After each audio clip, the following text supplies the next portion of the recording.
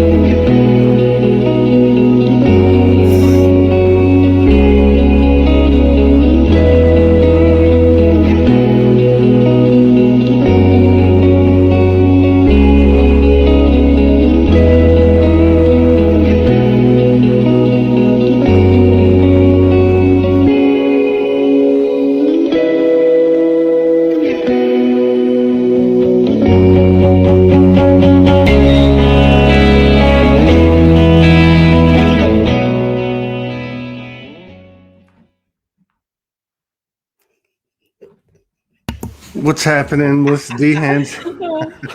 Melissa, Melissa Deehan, Melissa Deehan's in the house. I barely made it. 15 minutes late. That's okay because we have plenty of time. We don't have anything to do until I think about 3.5 hours from now. We have Kirsty Lee on. So we have Melissa, the bull in the china shop. Deehan's in the house. Oh, here we go. Gently in. Yeah, I don't think so. You don't think so? You look great. You look good. Thank you. I told you that before. I feel good. Yeah, you look real good. Yes. What Kool-Aid are you drinking lately? What's going on? You reached out to me. Everybody's been in limbo. Yeah. Everybody's been in. You know, I was in the same space, and I kind of feel like I went off the grid over the last couple of months, and just from that silent space. Well, they say the quieter you become, the more that you hear, and that's kind of like what's been happening. The more I'm uncovering about myself, the more chaotic the world looks, but at the same time, the more I'm understanding. It's a bit of a weird way to try and explain it, but I reached out because in this silent space, I had these big, deep realizations, right? And the biggest thing was, well, we're observing the world right now and it looks like a bit of a shit show. And a lot of people are really kind of losing it. You just said, when you came on here this morning, you were saying about waking up feeling this this energy of just being completely done. Well, in order to get to this place, I had to go there first, which is where I've been. And so over the last few months, I had to say goodbye to a person who I didn't think I would ever part with. And the grief that came with that, the anger that came with that, the chaos that came with that, I wasn't expecting. And that person is me. Right. It's me. I got so sick of my own shit, and I'll tell you what I'm talking about. So real shit. Real shit. Well, you start that show again. You need to change it from real talk to real shit. I have invested, I'll put it this way, I've invested a lot of my time, energy, and presence over the years getting to a place where I really, really, really understand myself. And as you know, zero pointing has been a huge part of that puzzle. The more I chose to spend that time in understanding myself, as we all do, via relationships or interactions with the world, understanding our history, our life experiences, trauma, the more time I spent understanding myself, the less I was actually able to deal with my own bullshit. There's no other way to put it. And so the minute you said that this morning, because we were talking for a couple of minutes before we actually remembered to press live, it was the same. I was in the same space. And it's such a big mix of anger, of grief, but of acceptance and of let's do this shit, let's change it up, let's do whatever we need to do in order to change up whatever is it going on in our life that we're not happy about. Because excuse me, we've, in exploring ourselves and understanding ourselves at this point, we know what it feels like to deal with bullshit, with trauma, with all of this stuff. But it almost it felt like we were on some sort of a loop of being distracted left, right, and center by things that would just pull us straight back into these old stories. And I don't know about you, but I'm sick of that shit. So, I'm in this. I'm converging with you. Yeah, different words, different. But I mean, yeah. You couldn't not. You can't not see the things you have worked through now. You can't not see that being reflected back to you. And in a heartbeat, somebody can get pulled back into old cycles, old patterns. And for me, what happened was it felt like everything that I've ever gone through, it felt like it was all compounded. Yeah. So that's how I would describe the intensity of what was going on. And from a lot of people, like what I'd seen in social media, even though I did try to come away from it, many times, I would see people talk about the intensity of what they were living through. How am I here again? When is this shit going to stop? I can't hold it anymore. I can't deal with this anymore. And it was like the more chaos was brought up in a person, the crazier the world looked. But it was like nobody had anything to hold on to anymore. It was just, I like describe it as no one's driving the fucking train. It's just gone. It's just gone. We're That's all on right. it. Yeah. We're all on it. Yeah. Right. And so I went through this very, oh man, it wasn't easy. Let me tell you, it's been the toughest 2 months of my life, 3 months, because I knew it was coming. I could feel that it was coming, and I needed to really pull everything out of the bag to cut ties with this version of myself. And that bitch wasn't going down without a fight, and there's no other way to say it. I think that's why a lot of people are that really. Bitch is you. That's because yeah, that bitch but is it is. you. It is. I know, and so I knew all of the ways that I could screw myself over into thinking that I was way back, further back than I actually was, or how do I even say this? I knew all of my own escape routes, my own self-sabotage buttons, my own bullshit stories. I knew my everything. There was no hiding from me.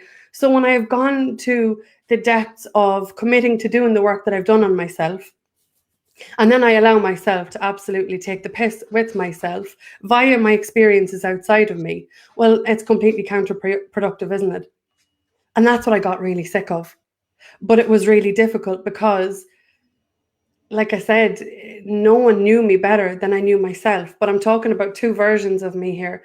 I'm talking about the very wounded, dodgy one, who I love the shit out of, by the way. Don't get me wrong. Yeah. And the more I embraced this version of me, the more I was able to make peace with the other one. She's pretty cool. She's kind of calm, and she talks all nice, and she goes into these quiet places. But then she comes out like a goddamn sugar and spice and everything nice, right? But that was it. I got to really see over the last few months in this quiet space both versions of me quite literally fighting for a place in this world. Yeah. Yeah. That's trippy. That's really trippy. And I think more than anything, what I observed was the thing or patterns that kept me the things that kept looping me back into my story was my association with the experiences. So what I mean by this is, say I felt the depths of grief, and I'm like, I don't want to feel this, and I would go and distract myself from doing that at all costs, right? I'm feeling the depths of separation, of anger, and I would literally, like I said, do anything to not feel it. But I'd also remember the path that I've taken to get to this point, and that wasn't gentle. I've got some bruises and shit. I don't know how I have all my limbs on, but yeah. So I also remember what it's taken to get me here. And I really like this version of me. I really like I like the space that I come into and I can feel a vast difference. But I understand that both need to be experienced as one. And so when I detached from the words, the programs of grief, the programs of separation, the programs of heartbreak, the programs of stillness, the programs of joy, it allowed me to tap into the feelings, like the frequency. I'm talking about the frequency. Yeah. Right. Without anybody's face representing that frequency or any event, right? Just the feeling, right? Yeah. So if anything, if I was experiencing, like I said, if I was experiencing grief, I would feel grief compounded. This is what it felt like. I tried to write about this. So it's like the grief of the loss of relationships, my dad's death, my dog from when I was 7. I mean, I'm talking about compounded. All of these things that I had gone through, consciously gone through, to quite literally pull all these shards of myself back. And it would feel so big, so big. I would literally want to anesthetize myself, sedate myself, push the feelings down so I wouldn't have to feel them. But also I understood at the very same time the freedom in feeling. But I didn't know how to do it. And in this silent space that I've been in, the trippiest shit happened in that I was there one of the days and it was like I could feel this immense sadness. I was aware that I wanted to sedate it, shut it down. I was aware I wanted to feel it. And it was like 2 aspects of myself said, let's work together for this. And so I got to feel or tap into the tangible frequency of what grief was. So I could physically allow grief to quite literally move through me like like a pinball machine. Like you I don't know how to describe this. You like pull the little lever thing, the ball just pops all over the place, like I don't know what. That's what it felt like inside. Grief just going all sorts of playing full out, banging off this, banging off that, but not like wanting to kick out through the game, which is what I would have been like. I just want to kick out of this. Let me out. I don't want to feel. No, this was like, I'm like, okay, I'm going to give you the space. I'm going to give you the time. I'm going to work with you on this. Let the feelings have their way. Just fucking let's do it. Let's do it. And then I did it one time. And then I did it again and again and again. And I understood that these we don't know the like if I said to you right now, bring to mind the word, just bring to mind the word separation. If I said to you, bring to mind the word trauma. If I said to you, bring to mind bring to mind the word distraction, bring to mind the word happiness, right? Yeah. When you're back with me, right, you feel the difference between all of those words. Now, the words are the programs we're experiencing. But the programs are so multifaceted, so have so many overlays that we don't actually even, if we were to stay dealing with the programs without actually integrating any of this, we'd be on the same hamster wheel for a very long time. And what feeling the frequency, really allowing yourself to tap into the frequency of these words allows is space and stillness. And from this space of stillness, I'm telling you, all sorts of magic has just really started to kind of go down. And I didn't know. I really didn't know that was even a thing. Oh, what? So I didn't have. Here he goes now with my accent. I love my Irish accent. I love it too. All that's wrong with you is you haven't heard me, and neither is Michael Mahia saying the word the team 3:33. Yeah. Well, you know what time it is? You know what time it is in New York? Because we go off of the East Coast time. Is it? In about 14 seconds, minutes. it'll be 3:30. 3:30. Right there you go. See? On June 30. No. He'll have me singing Irish ballads next. Well, okay. So I like the way you describe that. You know, first with the frequencies or feelings, because everything's getting integrated. What is a feeling? It's a frequency. It's a frequency that's embodied, which is even more powerful. So the thing about feeling into the frequency is it's like it's tapping on your shoulder and saying, I'm not going anywhere anyway. Yeah. I mean, it's never going to leave, right? These traumas are never going to leave. And that's not a bad thing. It's part of us. It's alchemized material that's been transformed. Right. And then the other thing you're talking about, as I'm listening to you, it's like this. There's two voices. There's always been two voices. In fact, there's many, many voices within us. I mean, there really is. But really, there's two dominant voices. There's this ego. OK, which at some level you've got to identify with at least the human. Now, you can look at Franco's intel, and he says the ego, and I'm not saying that's not true. In fact, I resonate with it. The ego was a program implanted to work with the inverted matrix. Mm-hmm. And although it still exists, it's not being fed, but it is being perpetuated by us. But when you go, for instance, like, because you described like the two parts, right, when you first started talking. And so I just picture like, you know, this is a big one for all of us. We get a download. We have a divine episode. Something happens.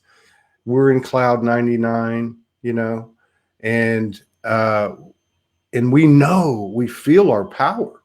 We see the light. I mean, there's so many ways you could describe it. And then what we call the ego, and I'm just going to call it the human. And then the human, and in its collective consciousness in the human realm, which is ego and mind and heart and body and all this stuff, goes, wow, we're smart. We're really smart. And you know what? The mood or the energy, and I know it's not just me, like what you started talking about at first too, with the whole I'm fed up. You know, I've had it with this shit. But it's like the higher self that is me telling the human self that is me in this body and says to the ego, to the human, hey, you know what? You are smart. You're very smart. And I think when we get done with this trip and we look back at our favorite part of our multidimensionality, personality, whatever you want to call it, it's going to be the human. Yeah. And so it's like, you know, tell the human, tell the ego, we are smart. We are smart. It ain't about you. It's about us. You don't have to fit for survival anymore. You can accept that you are divinity because it is. It's part of it, you know? Yeah. You said a couple of minutes ago there about what it is, like the trauma, the life experiences, everything that we've gone through is never going away. And when we allow what the lessons, this is my perspective, by the way, when we allow the experiences, when we allow our human to have the experiences that are put in front of us, when we access the wisdom from that, the ego doesn't get to run the show from a place of control. And that's what a lot of times has happened. And what we've been trying to do is like, you know, clear the control, stop the control or whatever, as opposed to accessing the wisdom of what it is we've been through and freeing ourselves from the ego. So you're aware of its place, you're aware of its role, which has been to pretty much try and keep us safe from ourselves. But like you said, everything that we have accessed from this, the wisdom we have accessed from this, is constantly now in our faces saying, you are divinity in skin. You've got this. You know better now, but act on it. Mm-hmm. Act on it. You know? Yeah. So instead stop externalizing it. Yeah. Which is, I And think, what you were alluding to, because you set it up perfectly at the beginning. You said, I had to get rid of this person that's been in my life, and whether that's a person or an event that happened or a trauma. mm, And you're saying you're setting it up, and I thought you were going to say something or someone or whatever, and mm. then you said it was me. Well, that's the thing, because it is me Mm-hmm, experiencing me through me. mm-hmm, mm-hmm. And I can only come to understand me via what's outside of me. But once I do understand it, I have a responsibility to me to honor that at all costs now. And that hasn't gone. Even if you make okay, even look, I believe that there is no wrong choice. You make a choice, and there is no you made a wrong choice. You just established a new place to make a new choice. So it might be, hey, I'm going to take the last choice back. I'm going to go back to where I was and make a new choice. It could be whatever, but uh,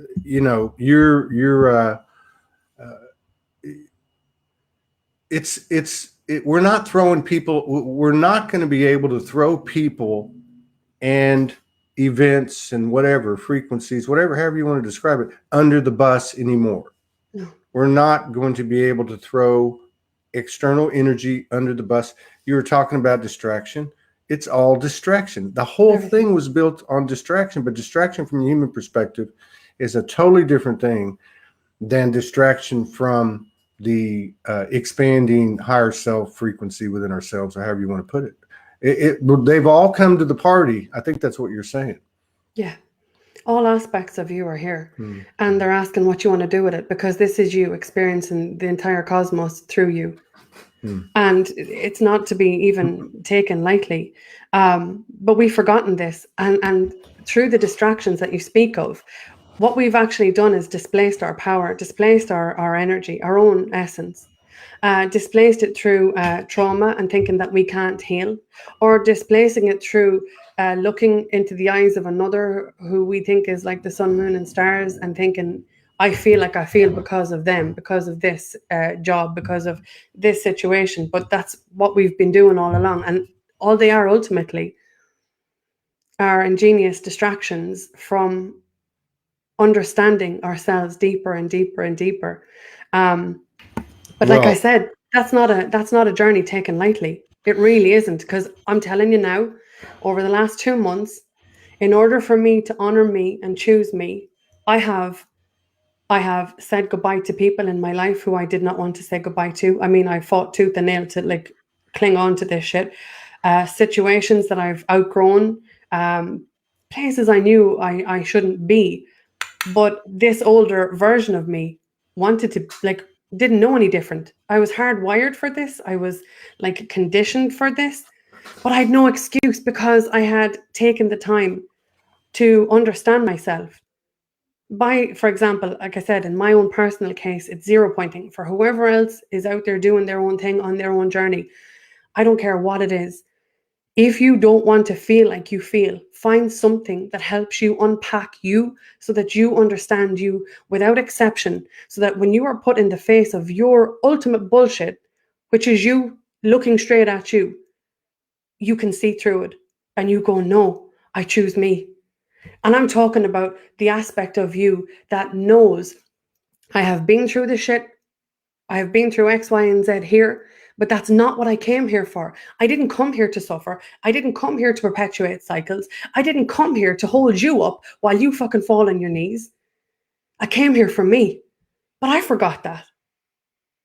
And so I didn't realize that I could have all of the things that were the opposite until really I stopped engaging with my own bullshit. Because I know it's like a cliche and people say, the answers are all within. Well, they fucking are. They really are.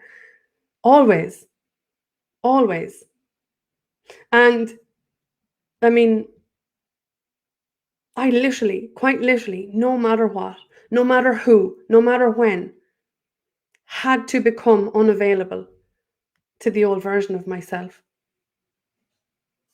Compassionately, gracefully, ruthlessly. And so I did. And so I still am. I'm by no means sitting on a little Zen cloud over here talking with. The Zen cloud. You know, I'm not. Nothing like my kids to pull me clean out of my heart space within 2 seconds. Yeah, right. You know, or the sunburn like I just did. You know, experience. There's no difference here. I could be naked right now. My skin is the same color. I got Irish sun on Sunday. I got burnt within an inch of my being. Do you think I have after sun? No, well, I didn't. But this is what I'm talking about, right? We're constantly being invited into the now moment. And most of us are kicking and screaming to try and get out, kicking and screaming to not feel. And we create our own shit shows. Yeah. Present moment is where the magic happens.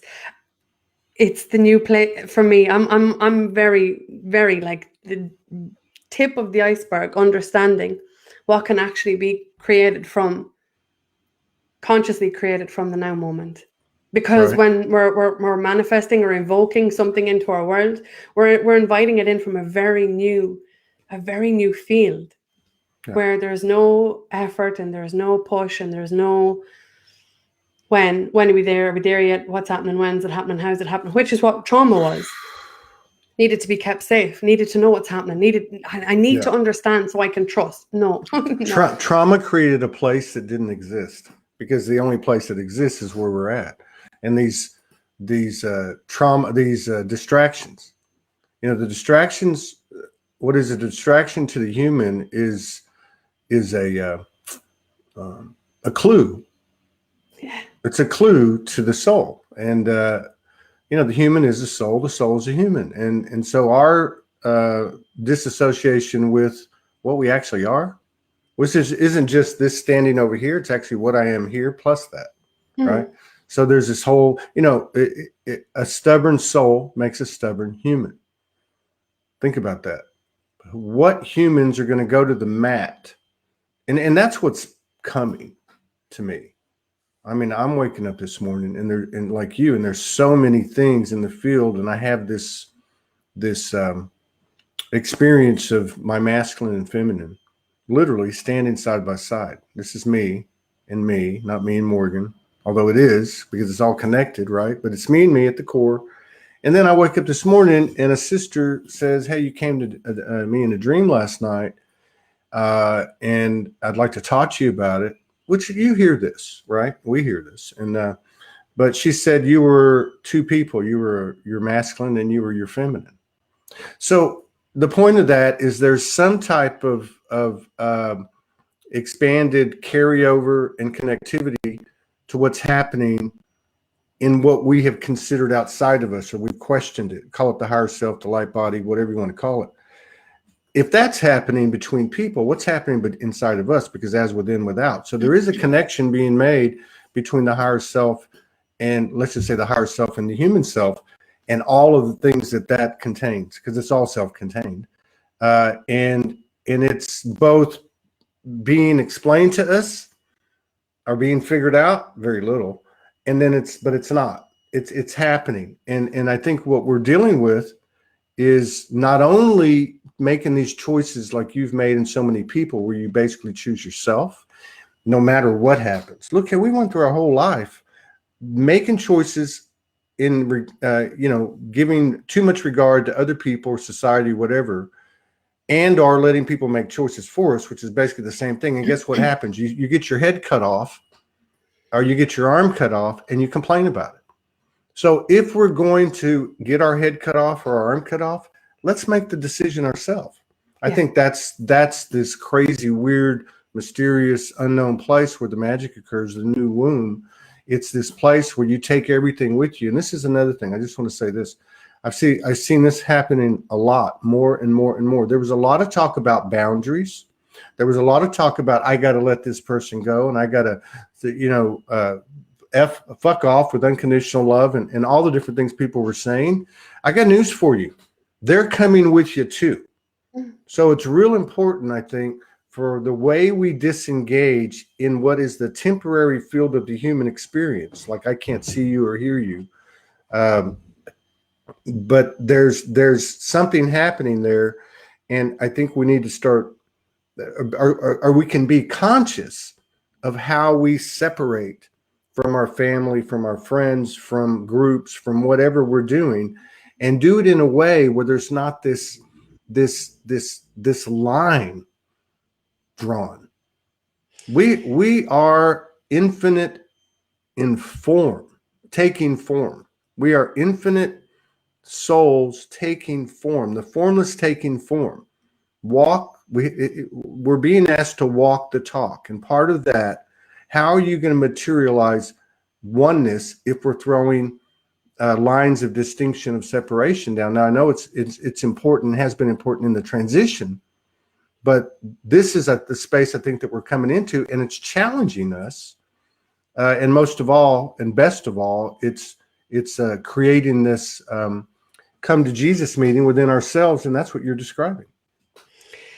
I love everything you just said. I'm going to struggle to remember it all because the energy of the whole thing, this is what I'm talking to you. When you operate in frequency, it's like ping, but you hit the nail on the head. There's no separating anybody or anything from you that are, people who are toxic or bad for you, or situations. They are you. They are you. And like you said, they are going to come with you. So what do you want to do with that? When I say I have cut ties with or lost things or situations or people, what I've done is I've stopped tolerating these things within myself. Yes. So I could repeat the exact same scenario every day for a week.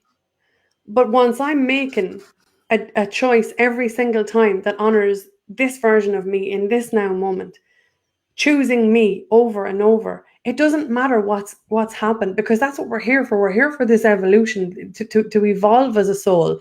It's the human and the soul dancing together, the soul saying and encouraging, and like you said, inviting, rise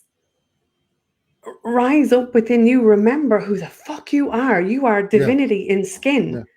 And there is nothing that you cannot go through in this lifetime. But in order to do that, you need to see that it's just you here. It's just you, with you looking back at you. Like even you talk about boundaries, you talk about triggers, like the most beautiful analogy I've ever heard, and it was Dr. Gabor Mate shared it, and he shared it in the context of like a gun with a trigger. But I of course change it up myself. Think about a hand grenade. Think about a hand grenade, right? That has a little pin on it. Somebody triggers you, they pull the pin. But unless you acknowledge the explosive material that exists within you, well, good luck enjoying this experience for playing on repeat. We have to acknowledge all of these aspects of ourselves. And yes, I mean, I'm not saying, stay in situations and circumstances that hurt or harm you. But I am saying pay attention to how it's feeling, because the intelligence that you are, the God that you are, is constantly telling you, this feels epic. Do more of this shit, Melissa. Mm-hmm. Or this is shit that we are not putting up with again. And what you're doing is you're communicating with all versions of you across all timelines, because everything is happening now. And then acknowledging, soul isn't here to suffer. No, hell no. And yeah, well, yeah, you can go deep on that. Two things real quick, because what you're saying, you're kind of like turning things onto yourself, which is what I think I personally think that's the way it goes, and so it's like you start to see, it's not so much creating a boundary, but boundaries are created by the actions of my intentions and the intentions of my actions. That's the energy right there. And so when you start to make choices, even if they seem like what Morgan and I just did, like, even if, because this is a higher frequency, and luckily there's two of us, right, coming in. So two of those open, open-minded, open to, beyond surrendering to working on it are able to help the two humans go through it. But the point is, it's the actions of the intentions that set the energetic field. So what I see happening is we're starting to choose ourselves to thine own self be true without concern for those things outside of us, because we're understanding this is the greatest contribution we can make. And then what's happening is you're starting to have borderless boundaries, because there is no boundaries. There is none. And so what I'm saying is everything's taken on a physicalization, and that physicalization is absolutely including now the human aspect in all of its multiple bodies, and will continue to. So when I say I'm going to teleport physically, it's not going to just be Morgan feeling my hand and other parts of my body without her seeing me. But it's the physical. And I don't think that there's a destination or a level or a finish line. I think the way it works is, let's see how far we can take it. Let's see how far we can go. And that's what you're explaining. And that's what I think many people are becoming, are basically living examples that don't have to say a word, because they're carrying an energy field of where they just chose themselves. You see a lot of women doing it. I saw a lot of women like this in Sedona, about 40 of them, I estimate. They all had the same soul. They all had the same smile. They all had the same characteristics. And that was a deep humility, a non-judgment, present. And if there's 40 of them in a gathering of 100 people, even if that proportion doesn't hold true, there's got to be a strong percentage of that energy, as evidenced mostly by women over the last few years. And that's why they lead these communities, in terms of the demographics. But it's expanding, and it's a very subtle dynamic in our transformation. In other words, it's a part that's always been there, that's not going anywhere, expanding with us, that's very gentle, that's very telepathic, that's very intuitive.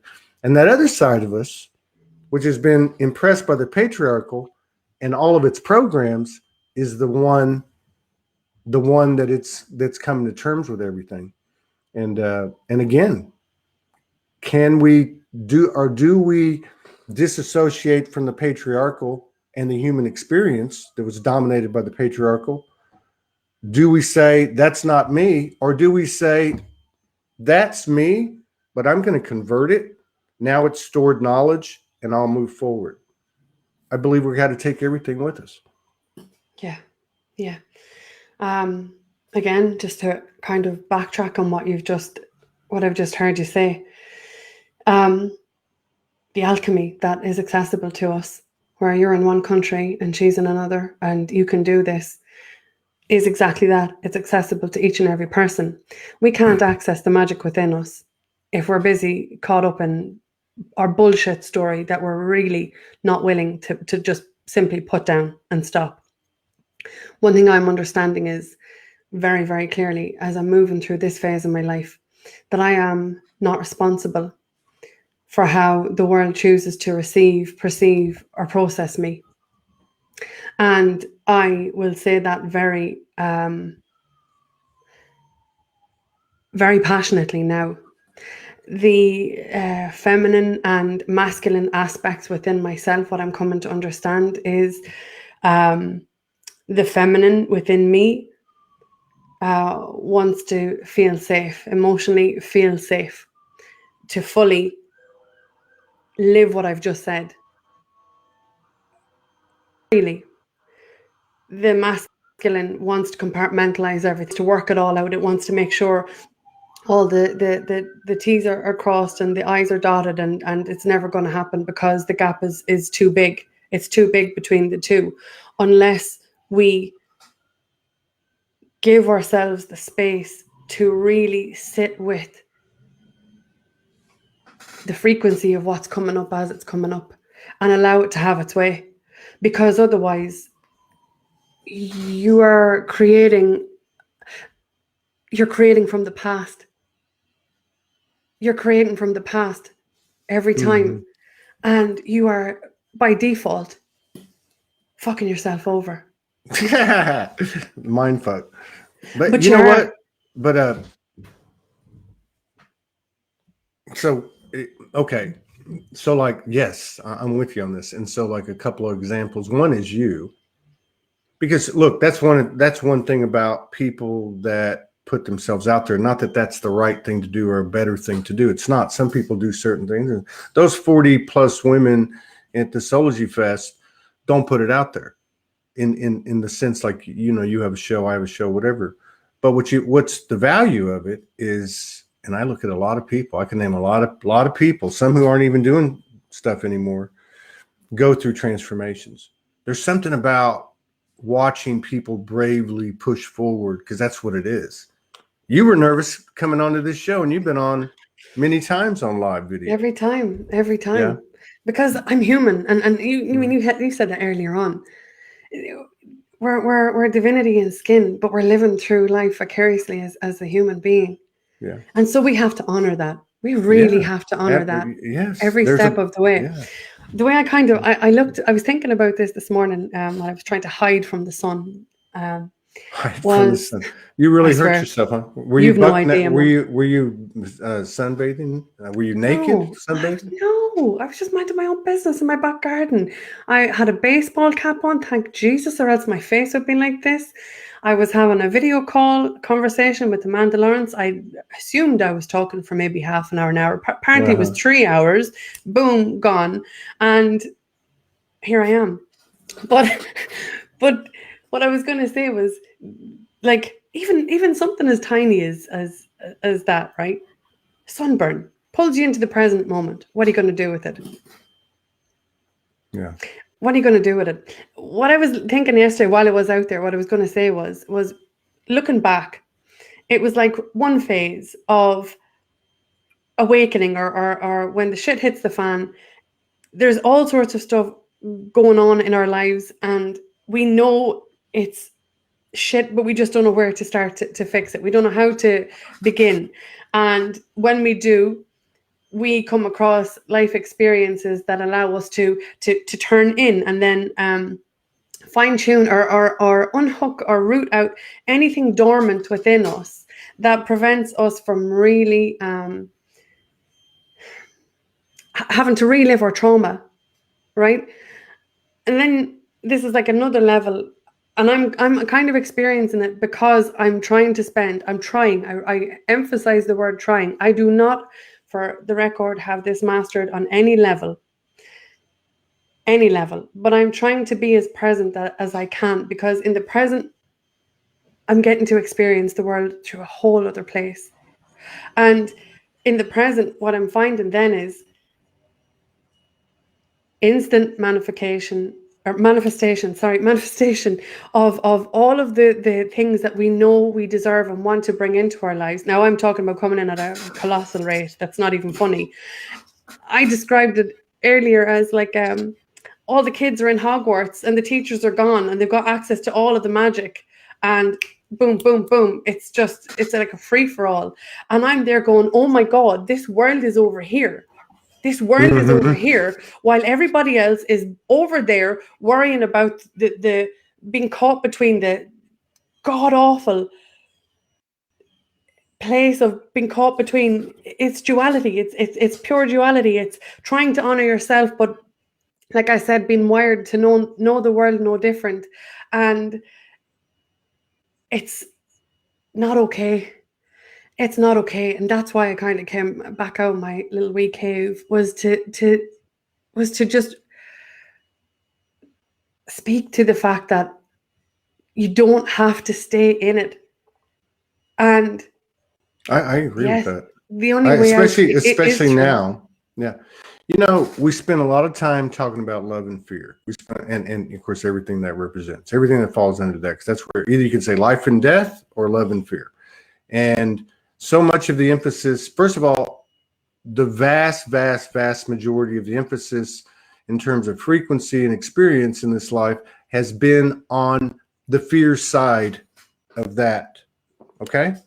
It's been self-deprecation, self-sabotage, self-judgment, and all the bullshit that goes with it, because that's what the inverted matrix, whatever, fed, right? And the ego perpetuated. But now, to me, and I've been feeling this for a long, long time, I've been saying it for a long time, I haven't been able to do it consistently. I've had my moments like everybody, and that is to create, is to operate from the other side of that thing, right? It's like a teeter-totter. So we've been over here on the fear side, jumping up and down. And why can't we come over here on the other side? Let's just call it love, not the human love, but the love, representing this half of this reality, this yin yang. And so on that side of it, it's more of an it's not a defense. It's an offense. And on the defense side, there's shadow working and zero pointing. And yes, everything has an ing, and it will not end. If you get to a place and you're operating on the love side about what I'm about to propose, and you think you got it, it'll come right back. You know that. Okay, so this is what you were talking about earlier. But operating on the love side, so how does that operate? Look, love is free, period. Love is free. You cannot hoard love. That's impossible, because you are fucking love. How the fuck are you going to do that, right? So look at our behavioral patterns: control, boundaries. And I'm sorry, people, but I'm not going to advocate boundaries anymore, because they no longer serve us anymore, because they're not real. That's the whole point. You put up a boundary. Yeah, I understand. Choose yourself, because your energy field will form its own boundary. And it'll be clearer when somebody infringes upon that, and easier for you to be direct, and boom, it's done. But the bottom line is love is free. Okay. And I'll just give you an example, like with Morgan and I. Now, obviously people can see the connection that we have. Okay. And obviously we see it. Now we get this download, we get all this information. We're living in a multi-dimensional situation or experience that we're sharing together, we've chosen to share together, and we go through 2.5 weeks of solitude, and we live in the same house for the humans to integrate. And then it goes on, and we've worked through so many things. Most of it's been done without words, and it's amazing, but it's every step of the way is felt. Now, the reason I'm going into this detail, because we for so long have broken everything down just to our human eyes. So as a man, I hear this, 2.5 weeks go by, and she comes to sit and talk to me, and she says, I'm ready to talk now. I'm like, good, let's do it. She said, you know what I'm going to say? I said, absolutely. Okay. And she says, really? And I said, yeah, let's get to it. Okay. Why? Because at the core, first of all, intuitively, I knew maybe even before she did. Okay. But my point is, when you put it in front of the human being, and the human being is as a responsible co-creator, because everything is just a representation of everything. She is in my universe. My universe can be anything external, right? Is everything external. But the bottom line is, to the human, it went, do you love her? Do you love yourself? Do you believe in love? Are you love? What do you do with love? You let it go. Now, that sounds, if you look at just the superficial, that looks and sounds, and we knew that would be perceived by people, but that wasn't our concern as we try to emulate our own individual expansion and evolution. Bottom line is, that's the magic. The magic is when you can let your kid have their own rhythms in life, and you don't force anything on it. If your partner has to go home, then you support that. That's love, right? We look at each other and we say, well, it might be 2 years, it might be 5 years, but what has changed? What has really changed? We can sit in front of each other like you and I right now. Nothing has to be said, and you can feel the energy. And it's the expansion of walking the talk. And so this is an example because people know us, but it's going on with us every single day, all of us. Yeah. And this is part of what you're describing. You you transformed a part of you that you weren't recognizing because in front of it, you had people, places, and things. And so you start out this show and you say, I got rid of something in my life. I got rid of someone or something in my life, or plural. And what happened? On the other side of that, when you remove that veil, those veils, was standing Melissa. Yeah. And that's what you're saying. And I think that's what's happening. And what is that? That's love. Yeah. You had to release in love these things, whether you construed them correctly or not. But you had to release them in love. And now that's stored information within your own field that's your Akashic. Yeah. I love everything you said. By simplifying it into two fields, love and fear. Okay, two very different frequencies. You can feel them the second you even say them.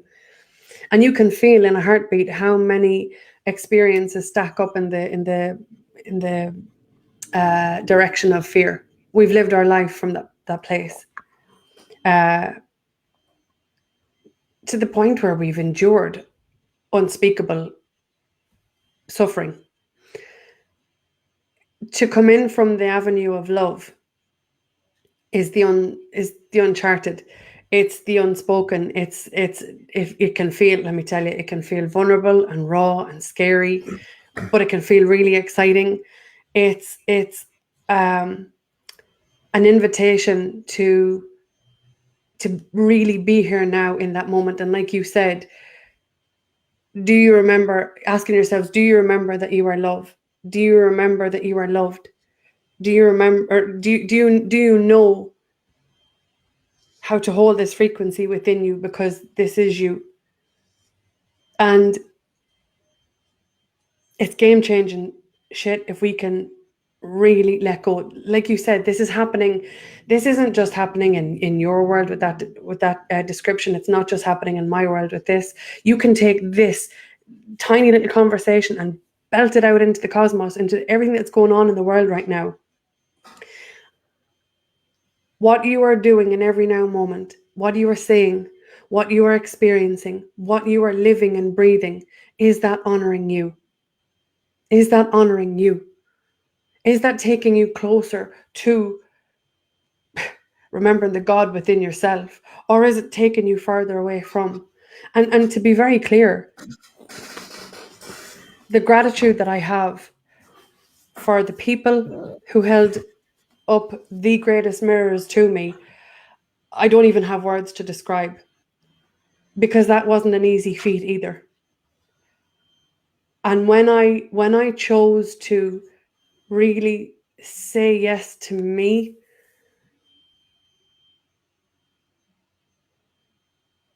it can feel terrifying, and it can feel like everything that fear told you was true, but it's not. It's not, because you can't lose anything. Nobody is ever gone. Nothing is ever gone. It becomes memories or wisdom or oh my God, everything becomes a part of you. But as you move through and keep moving forward, you're expanding and evolving and tapping into the world through the lens of the healed aspects within you, where you have chosen love, whatever that looks like. To one person, it might think that one person might choose to see what you are doing or have done as you being just a completely selfish bastard. I don't know. What I'm understanding is, when you choose love, you can't get it wrong, and things will unfold exactly the way they're meant to, because you've no fucking choice. You never had. But fear told you you had. Fear told you you had. Fear told you you had to conform. Fear told you you had to comply. Fear told you if you opened your mouth and spoke your truth, the people who love you will leave. You won't be loved. You won't be accepted. You won't be wanted. Well, I'm honestly here to say at this stage, fuck you, fear. I choose me. And whatever I lose as a consequence, I understand I've not lost at all. It's amazing and mind-blowing all at the same time. I don't even know how I manage to explain that. That was good. But what is, I don't know. I mean, to me, everything's taken on a different perspective. And it doesn't matter what the hell you know or think you know or what you think you achieved or did achieve yesterday. Yeah. Everything's changing so rapidly that if you or me or anyone clings on to anything, because again, what is love? Love is let it free. Look at something like copyrights, trademarks. All right. That's not going to stand. Now, this is just one example in our existence. You don't own anything. I don't give a shit who you are. Albert Einstein, Tesla, Todd, Melissa. I don't care. If you think you own something and it's yours, then it's going to keep coming back in many, many different ways. We are oneness in the flesh. You want to talk about embodiment? Walk the talk. Love is free. The energy that Tesla was talking about is us. It's the human hybrid soul in this realm. It's the soul. It's soul power, right? And it's operating it has a different operating system. It is in place, and it's going to expand its presence in what's produced, what's on the screen, what's in our experience, the more we engage it. And it's just not that easy to explain real time. I don't think we can. What we can do is keep sharing how's it feel, what's going on, what's the difference, because we know one thing: the same thing over and over is going to produce the same thing. Yes. Now we've elevated, yet we still can do this. And I think the more that we step into this unknown space, I call it the holy darkness. It's the mother's womb. It's 0 point. It's 0 point. There's nothing. There's not one polarity, not one, not love and fear, not life and death, not masculine and feminine. There's not one that we can take with us. So what's the delay? Like we've spent all these years with this way out. Well, I'm only human. Or now you're, say, years into the ascension or your evolution, and it's, well, that's the human part of me. Well, the human being is not a fucking excuse. It is a divine pot of gold that nobody's mined before. And this is what we agreed to, volunteered to, and were chosen to do, because I can promise you, no soul has come here that hasn't earned it, because the only way to get through it is to have earned it. And even then, you've got people and souls that will leave early, and we've probably all done it in some of our incarnations, but I just see this whole, for me anyway, and I see it happening.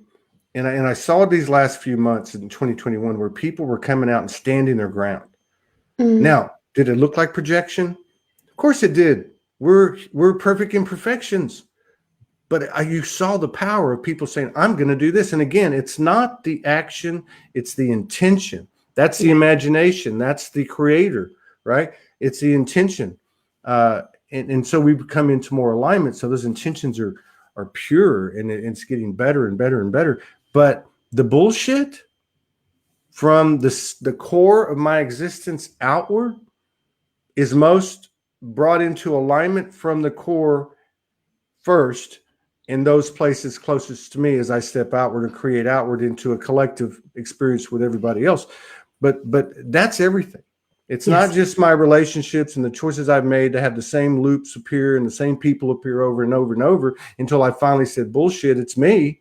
It's not just that. It's the way that we observe, process, and spit back out with our thoughts those things which we see out there. And again, it comes back down to we're going to have to integrate everything. You don't whatever, pick a subject. The Illuminati, let's do the big hot one, child trafficking. You want to do some work?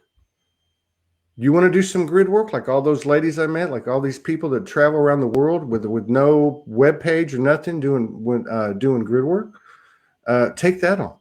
Mm. Take any polarity on, because don't think for 1 second that you don't have the influence to alter the collective experience, because you do. Yeah. You know? And that's how the world changes. That's literally how the world transforms. Everybody takes ownership of themselves, and as you go back out and step into the world, we remember that to navigate this water, that people love from their level of self-love. Okay, I wrote this down earlier on, actually. Communicate to their level of self-awareness and behave to their level of healed trauma, and none of it has anything to do with you. That's leaving them in their lane. Yeah. But it works two ways. So if I'm loving to my level of self-love, I have to get behind that. I have to get behind it with my actions, like you just talked to. Communicate to the level of self-awareness. So if I'm already aware that I have worked through a situation, and I can see, you're talking about, we have the experience, we elevate, we integrate, but if it plateaus, and I have the self-awareness, I have the intel of myself, I have the acquired wisdom based on my experience, and I do fuck all about that, Yeah. that's on me. And then That's right. behave to their level of healed trauma. You're talking about like accountability and personal accountability and responsibility. So like it really does work two ways. And the point I'm trying to get to here is, I'm always saying it, you stay in your lane and Yeah. you work, you honor you. And you can have all of the mirrors show up in all of the shittiest ways or the best ways outside of you. But if you don't remember that this is you experiencing you, then you quite simply perpetuate this cycle of just self-fuckery, isn't it really? Yeah. And that's what I'm talking about. I feel people are done.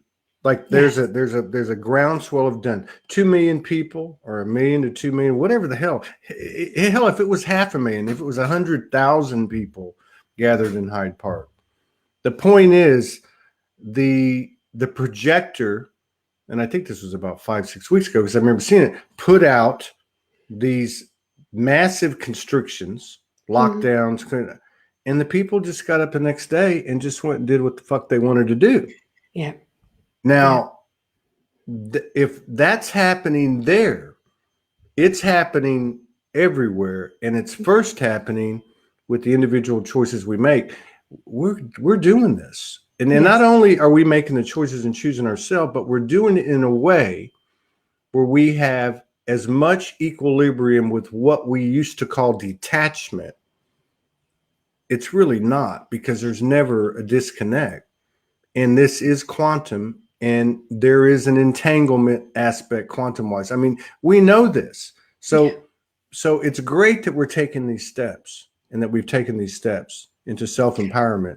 It's another thing to when I started it, I'm like, fuck that shit. You're out. I hope don't let the door hit you in the ass on the way out, right? Kind of thing. But then you go in more, and you can do this etherically, and you might do this if it presents itself person to person or event or job or whatever the case is. But now we're starting to recognize that it's like a wake on a boat, right? It's not just the point of the boat, it's what's left, in linear definition behind. But it's still there, and those ripples are still going, and it's important. And we also know that we have the ability at any point, when we find a higher alignment, that's correcting present, past, future, the whole 9 yards, as well as generations and so on. But I see this happening now, and I see more empathy from a point of strength in terms of, hey, I can see your program. I can see your program, Melissa. And you probably said the same thing about Todd or someone else. I can see their program. Well, ding, ding, ding, ding, ding, ding, ding. All right. Dominance. Yeah. It's what you were saying. That's great. Thank you for that information. I'm leaving it. I'm taking the information with me, but I'm leaving my impression there. I'm not going, oh, they're stupid. Oh, they're asleep.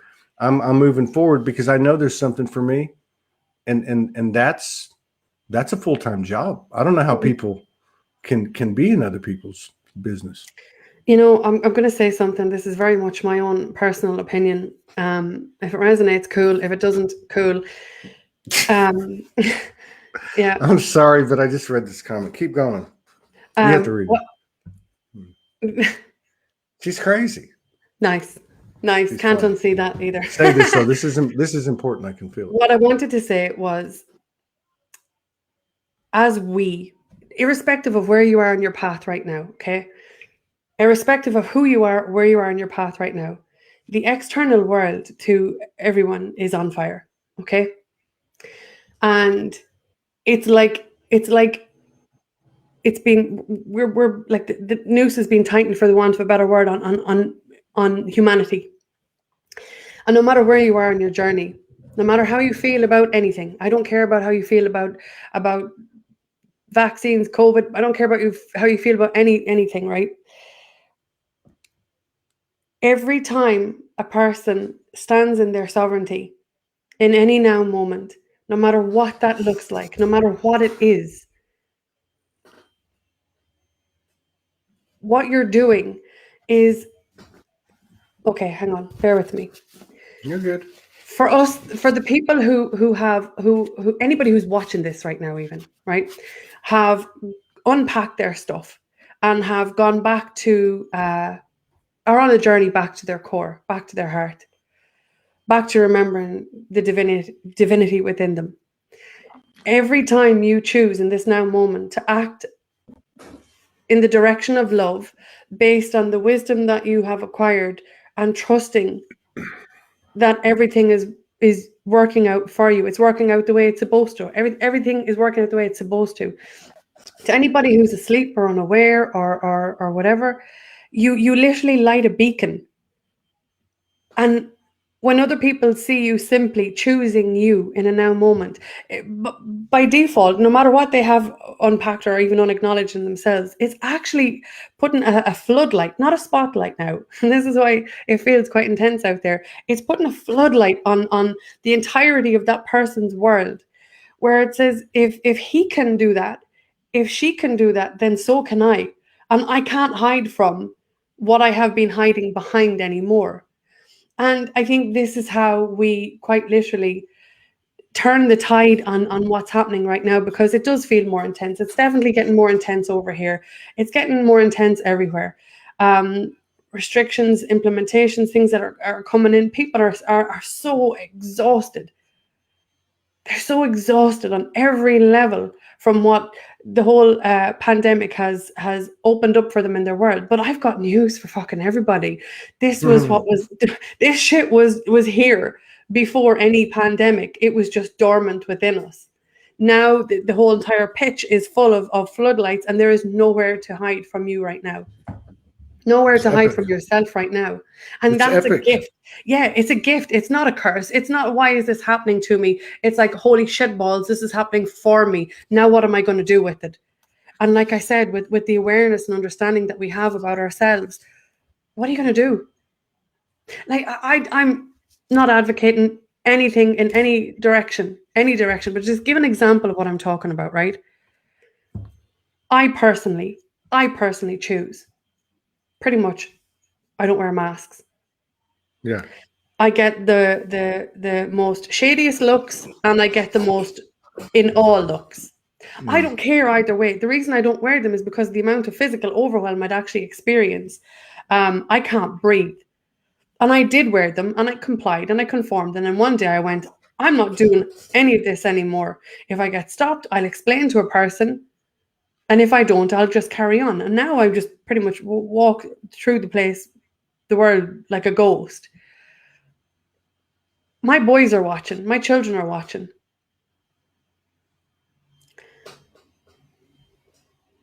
And I want them to understand. Now, keeping in mind, we're coming from they have two very different parents, right? They've got two very different parents.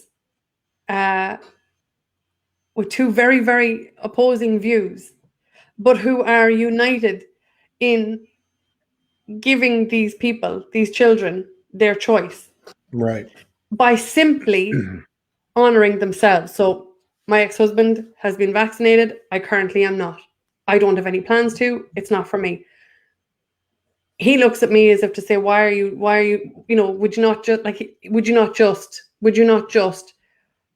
do X, Y, and Z as not to create any noise or not to stand out. And I'm like simply standing in my sovereignty going, I choose this.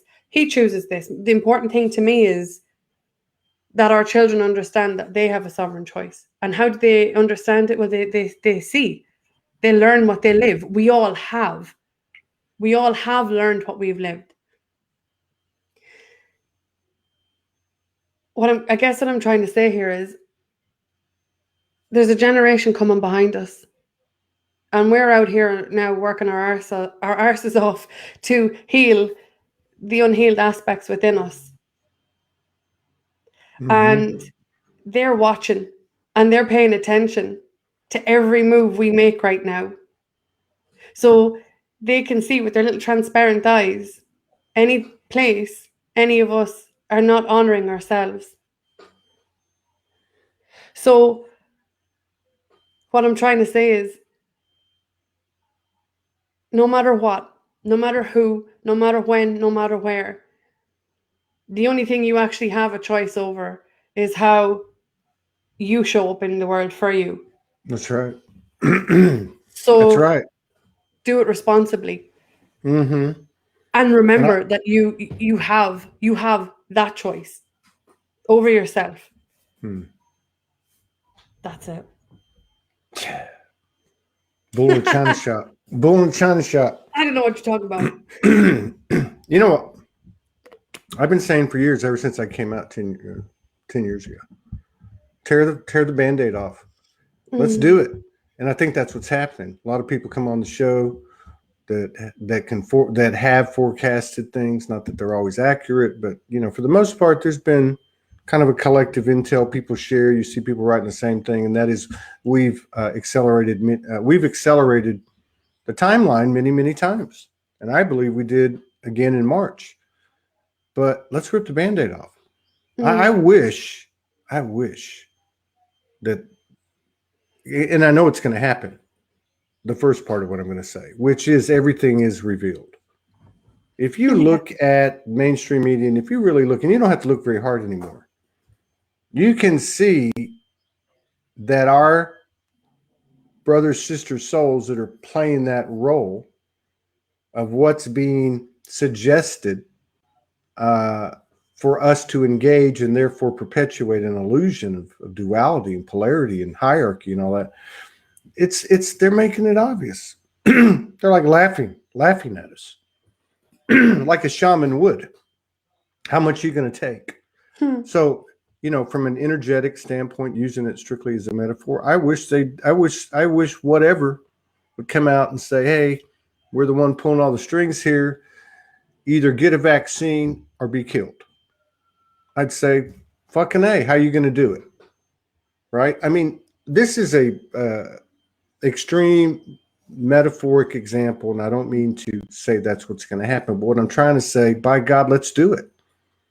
Let's do it. People talk about two Earths. I don't know how this shit's going down, but I know one thing. I'm not living in this fucking place anymore, but I'm not going to run from it. I'm going to transform it from here. Right.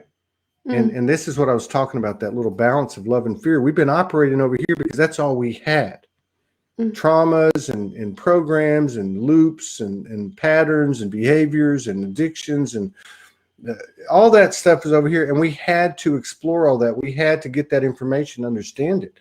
Oh, this is what I thought it was, but this is what it really is, which is leading me to, well, this is who I thought I was, but now this is who I really am.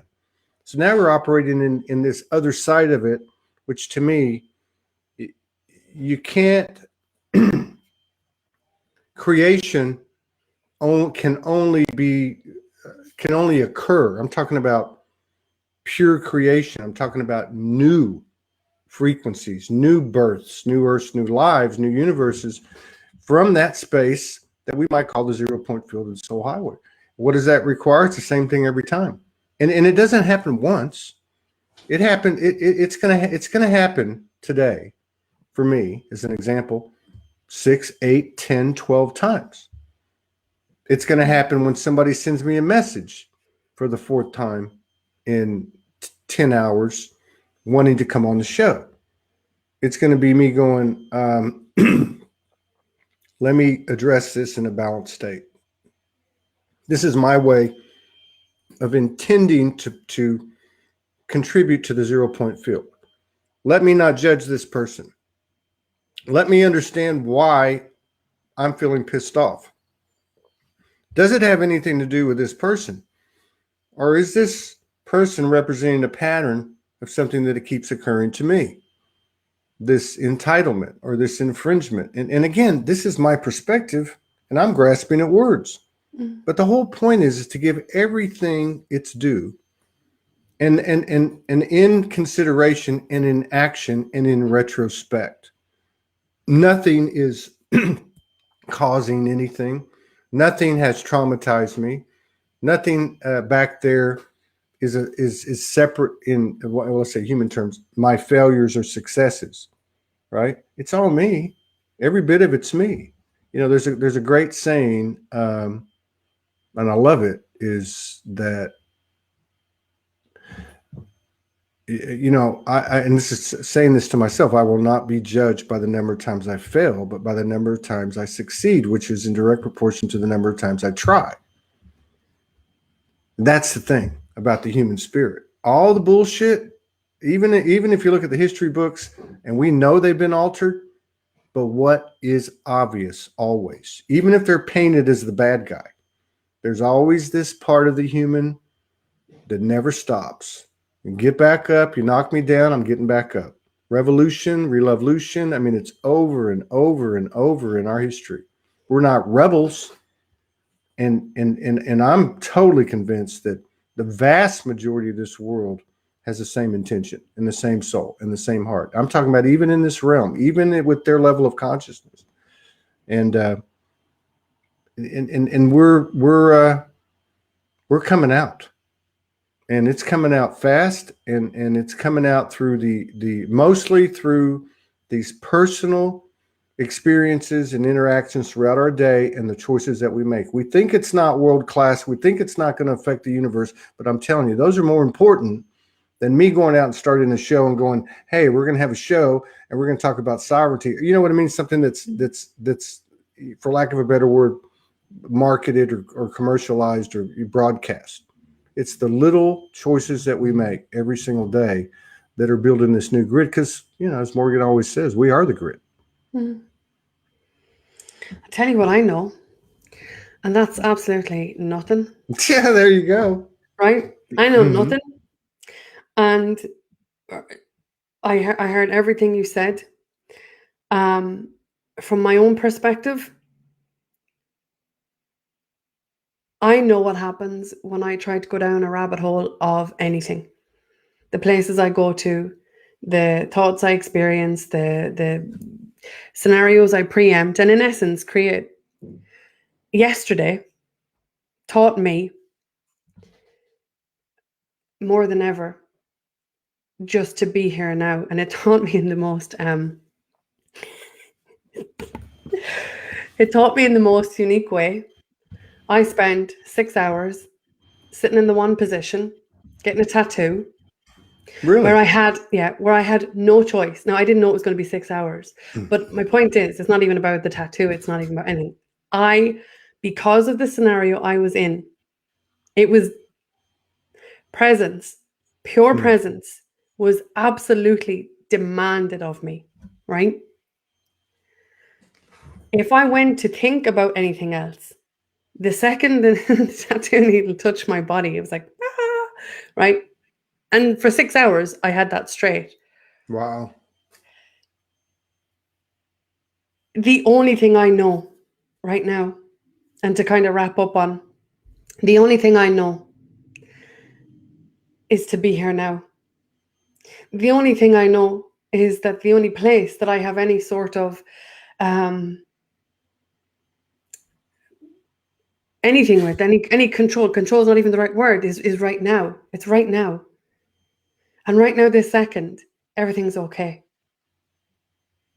Right now, this second, as I speak to you, it's just me and you. You are my world and I am yours. For this now moment, everything is okay. And that's what 6 hours in a tattoo studio. I get what you're saying. I get what you're saying.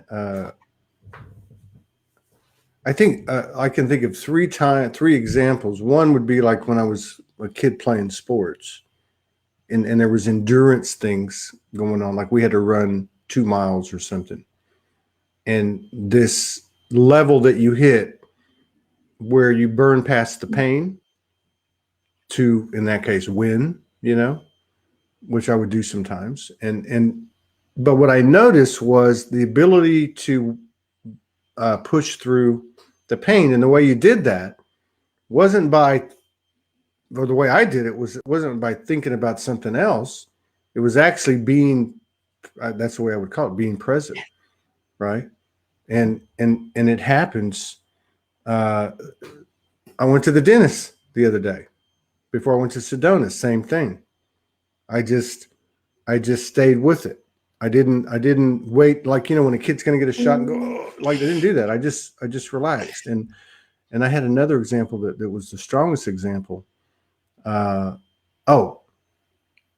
best example for me was, and again, this is a physical representation. So it's an energy, it's a feeling that you're talking about. And it was when I was homeless and walking the street every day, and when I went to the county jail for 34 days. So in the middle of this, the first like 7, 8, 9 months, all of a sudden I get picked up. I'm in the county jail. I got no money. So you know how that's the system over here works. So I'm in the county jail, high risk unit. And I have all these things going on at the human level, like loss and, just all the traumas and stuff that were happening. And I remember that's how I did it. I remember staying in my own space and being present and allowing those multiple myriad of things that were occurring, loss of house, loss of family, loss of whatever, just allow them to be there. But my almost like you're putting it on the back burner in a way. You're not, but because my focus had to be with me at all times, like with me. Like I don't have time, like even on the streets, like 3 o'clock in the morning, walking through the hood many times, coming out of the club and thinking, I don't have time to be thinking about all that stuff. I need to be alert, not because there's a threat, but I need to know what's happening at all times. And if you look at that, what you're talking about, getting a tattoo. On top of sunburn. As in, I didn't get tattooed on top of the sunburn, but I'm sunburnt as fuck. Excuse my language. I hope you did. I hope you covered your tat when you got in the sun. No, I didn't. I got the sunburn first, and that was on Sunday, and then Tuesday I went for it. So this is what I'm saying to you. I'm being really shown what it means to like really be here now. Like really. So I've got like dodgy arms and here and my shoulders, my tattoos on my back. So it went on to an unsunburnt area. But I'm 50 shades of fucked. Excuse my language again. I'm sitting on the edge of this bench for 6 hours straight. I hit that place that you're talking about 3/4 of the way through. My arse is completely numb. I want to kill somebody. The pain, I'm like, oh my Jesus Christ, I have not endured anything like this since the compounded births of my children. And I had sections. And the next thing then is just to top me over the edge. Fucking news talk comes on the radio and they're banging on about COVID in the world. And I'm like, fuck, I'm going to just snap. And I had to just really pull everything that I had into that now moment and just breathe and just be with whatever was there, which was just pain. And it took me to a place like when I moved through that kind of into that home stretch of it, I realized that's what we've been doing our entire lives as humanity. We have been literally running from the pain. We've never wanted to sit with it because of that extremity between love and fear. We've never wanted to just sit in the frequency of what it was that we were always trying to show ourselves. And to loop it all the way back around, this is why I actually wanted to come on here and talk with you.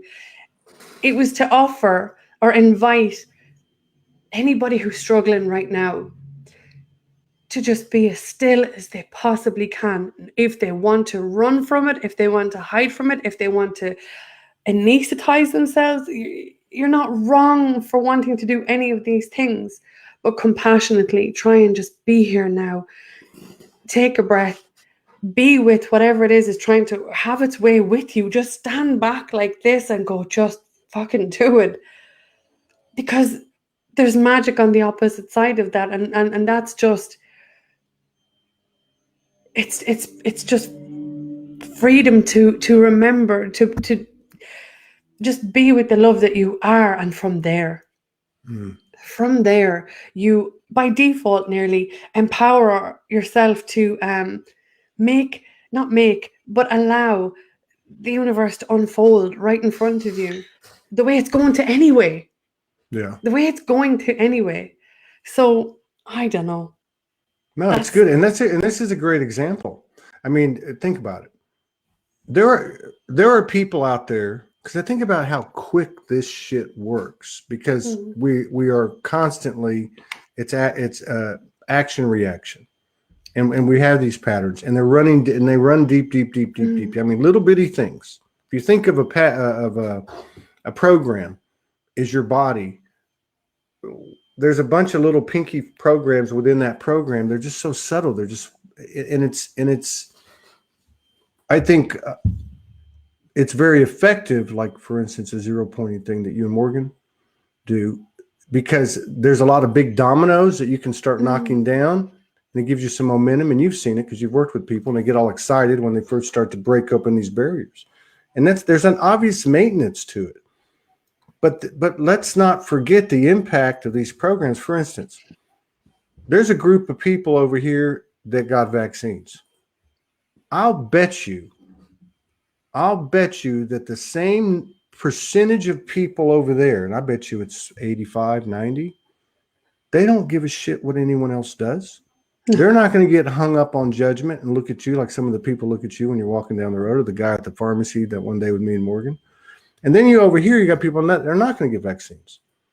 And I guarantee it's the same number. There's still going to be 15% of the people over here and 15% of the people here that are going to be out for blood, that are going to be engaged in the egoic, that are going to be perpetuating 3D separation and division. Everybody, it's just like Rodney King said, can't everybody get along? You know, I mean, so that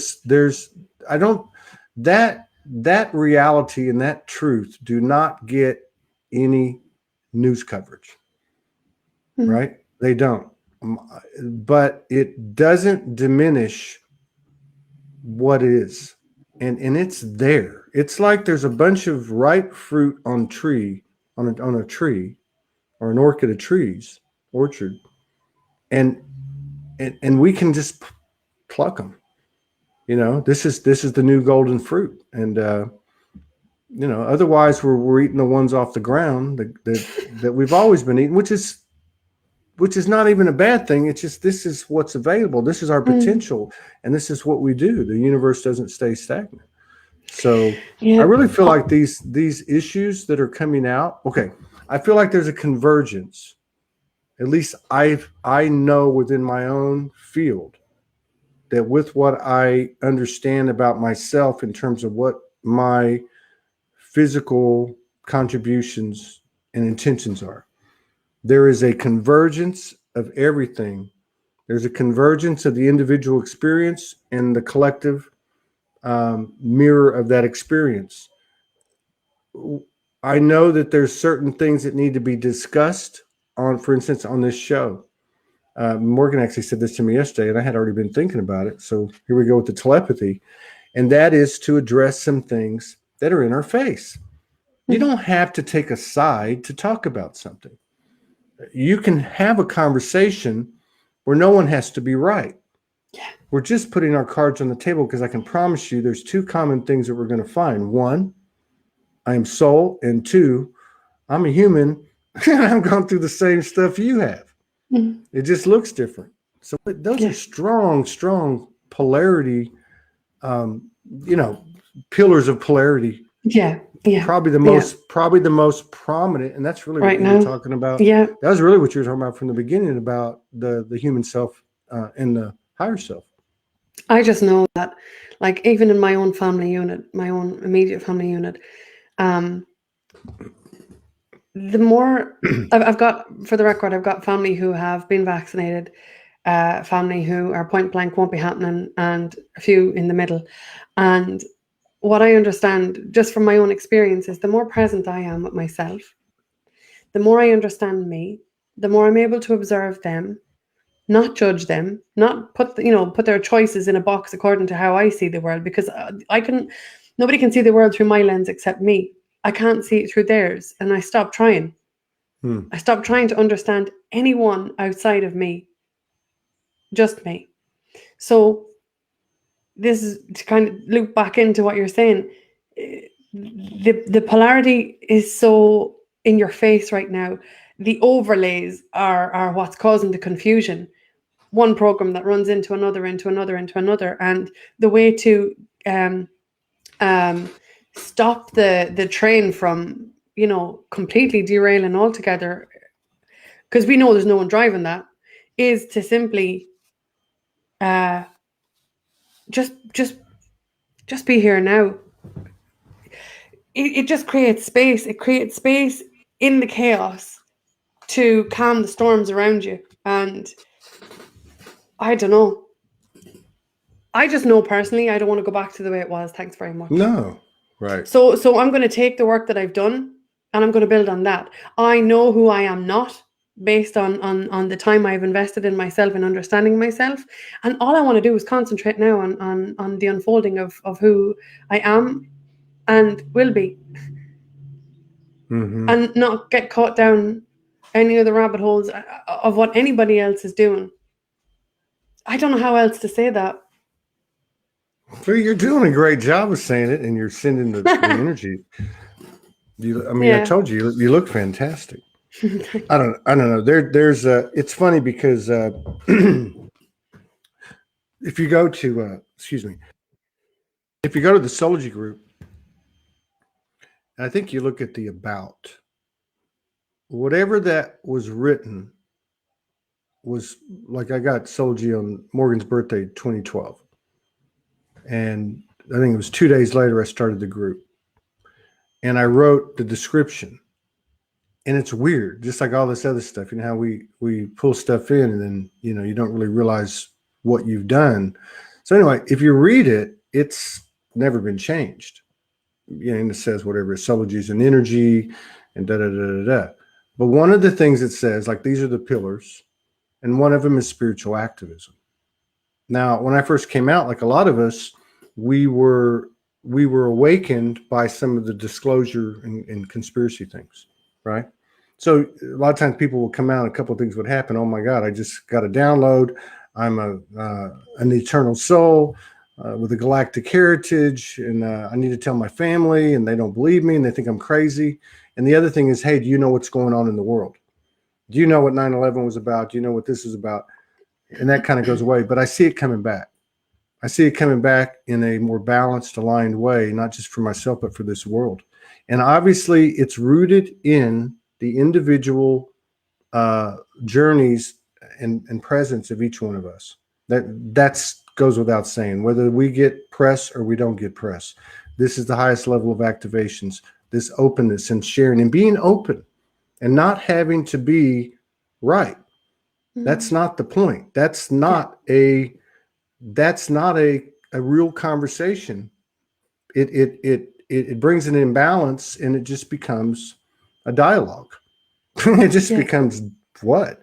But anyway, my point is, I feel that what's happening by our ingenious divine orchestration is we're creating these opportunities. So I look at Australia, where Morgan is, and I'm watching it, and I'm not doing it to be programmed. I'm just looking at how's this going. So it's pretty obvious where this is headed.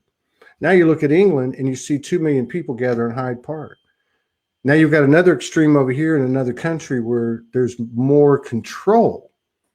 a very subtle control that took over an entire country that was seen as very progressive, very liberal.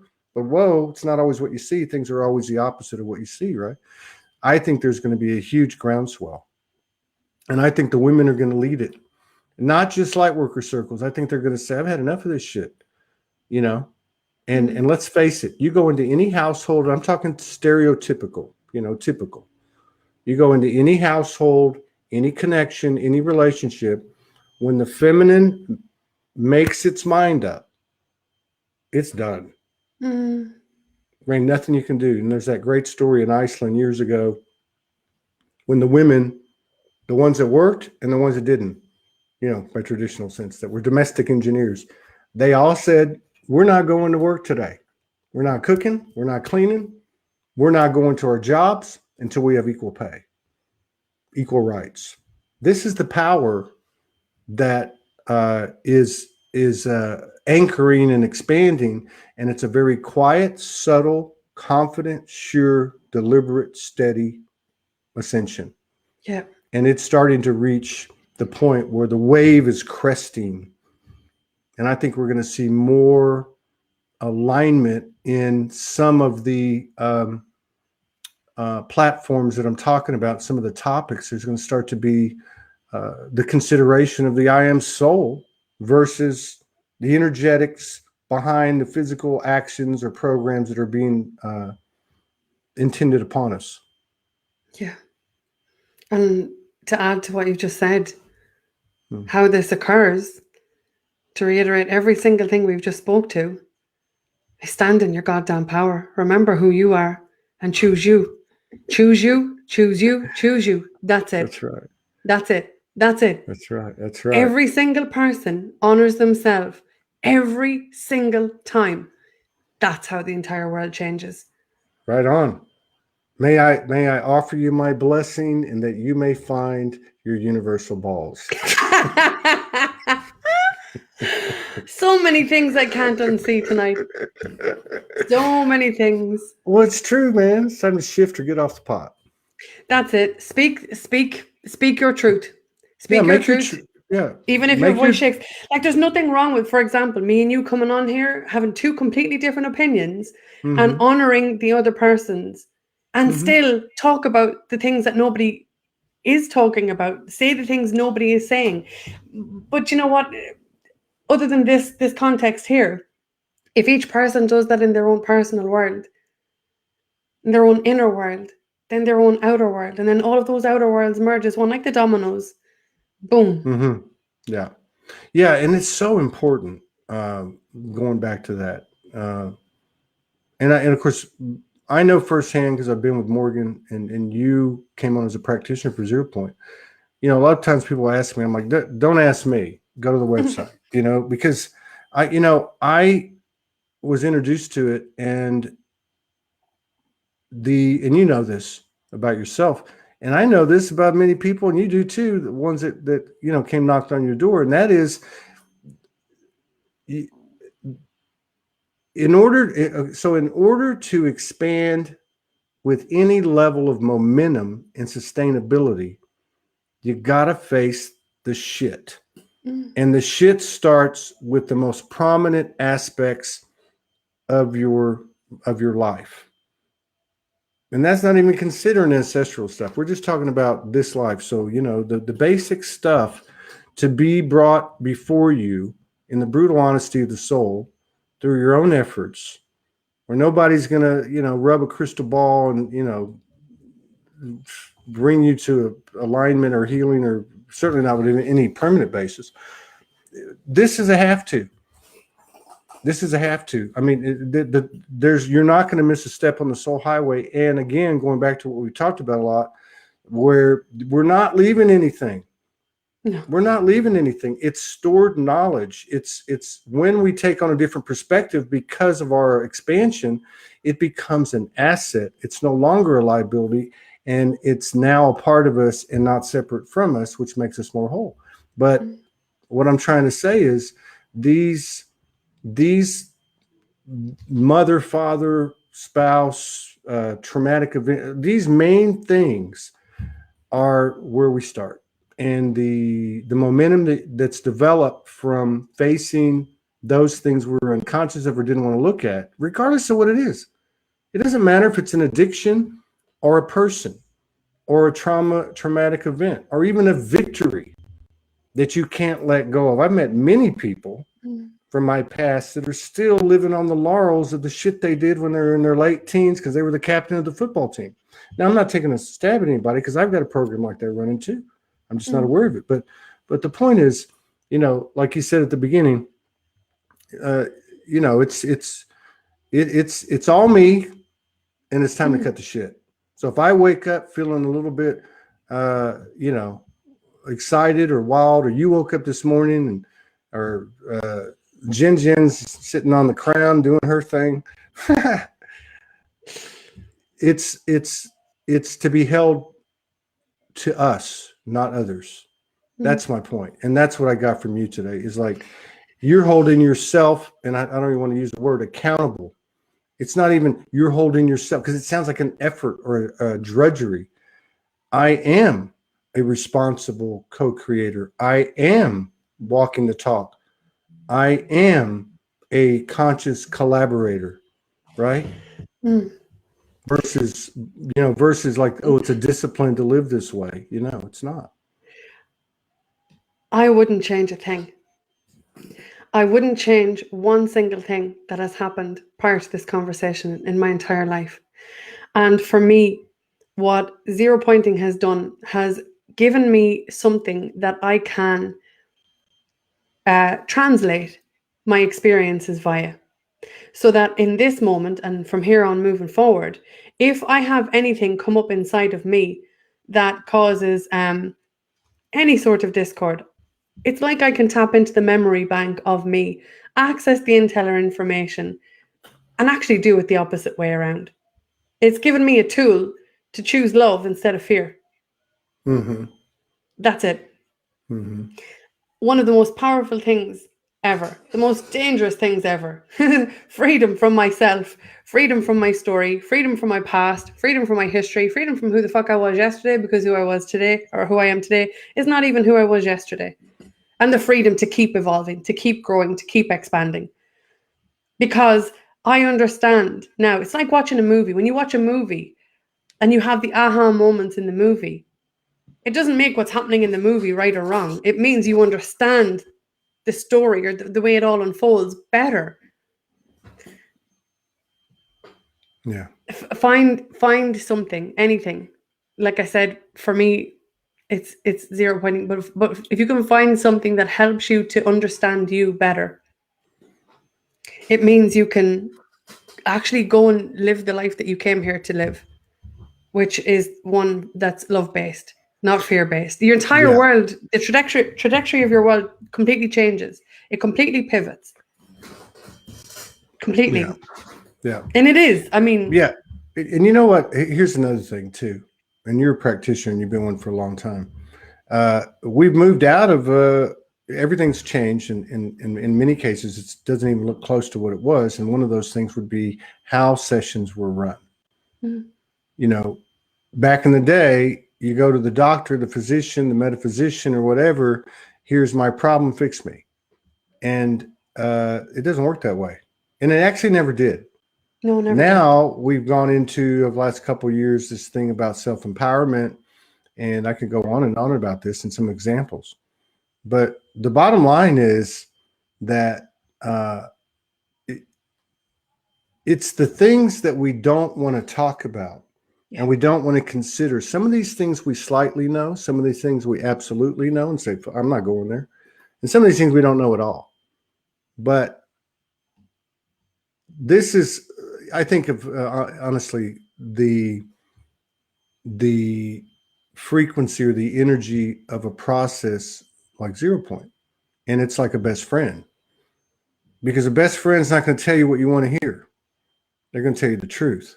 And who's the better best friend than me? It reminds me a lot of the spirit walk the first 2 years when I woke up. It's the same type of thing energetically. It's actually a lot more efficient, but that's just the way things went, and there's not a linear aspect. So But what I understood was in the process of what the 12 steps, it's the only thing I liked about it, was step 4, which is I'm going to take a fearless moral inventory. Fearless moral inventory of myself. Oh, well, my ex-spouse, she's a bitch. Really? Well, what the fuck are you, Todd? Oh, well, I did this and I did that, and all I was a hard dick and a mule. I was a good man. Yes, that's true, but she was a good woman. And she did things that maybe weren't in alignment with you, and you did too. And you were an asshole sometimes. And you were, so there's this whole thing that goes on, and you start to untangle from the entanglement that we've created based on our shadows and our handicaps.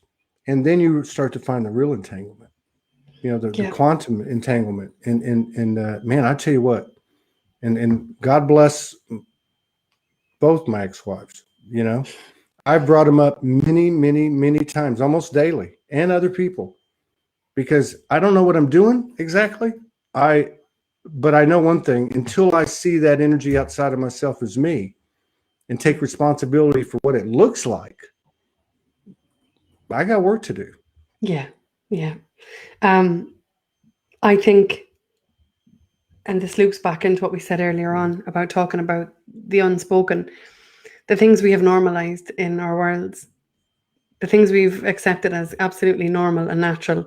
That was one of the biggest things that, biggest shock, not shock, but eye-opening things in my world was in my journey of understanding myself. The things I accepted as normal were absolutely abnormal, but were always divinely timed at the time.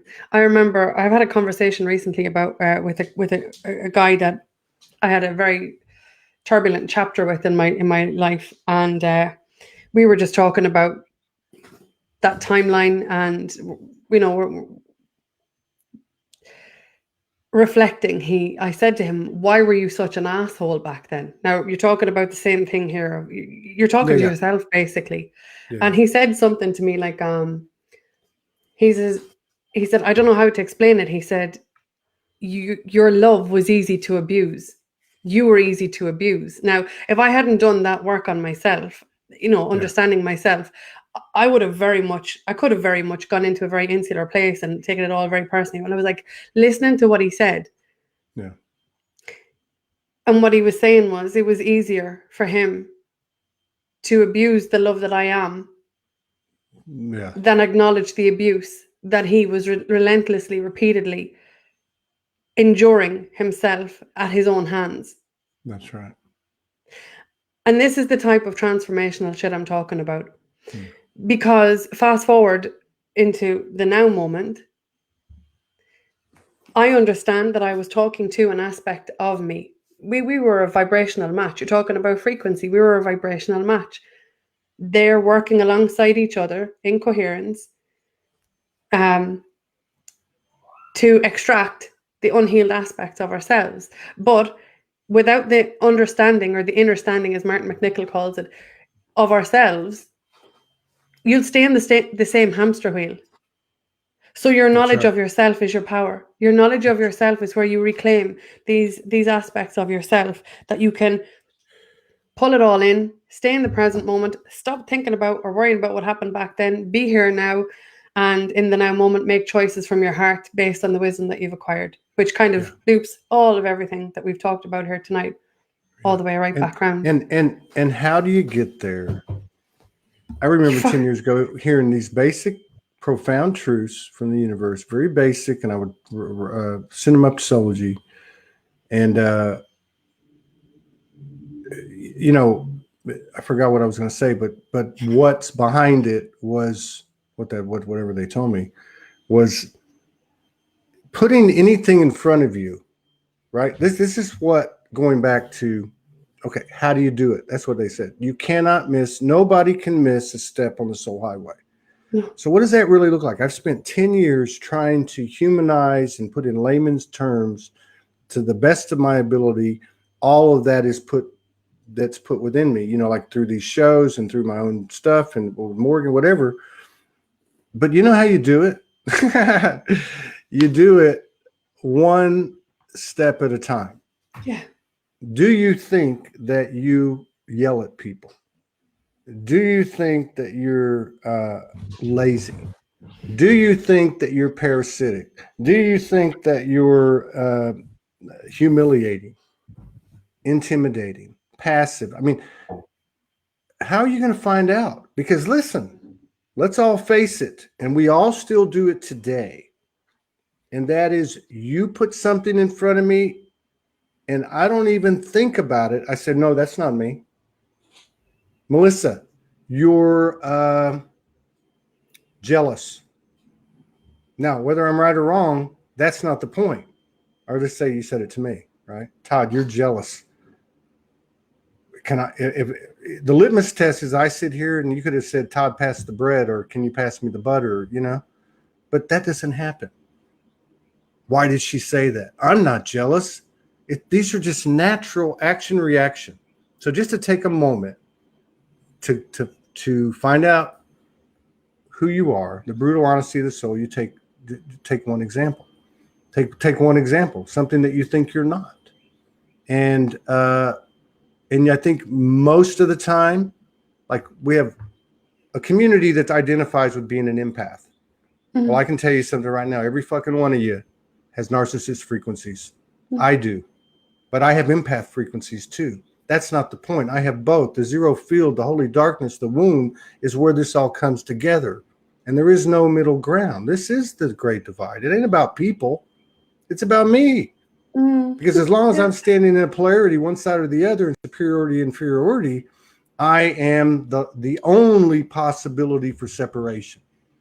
And we can do this, and no one has to do anything for us. That's the whole thing. It doesn't matter if you're in lockdown. It doesn't matter if you're in jail, prison, living off the grid.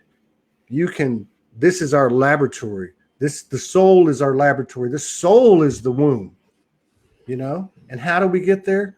This is a golden, once in God knows how many Kalugas or whatever the hell you call those things.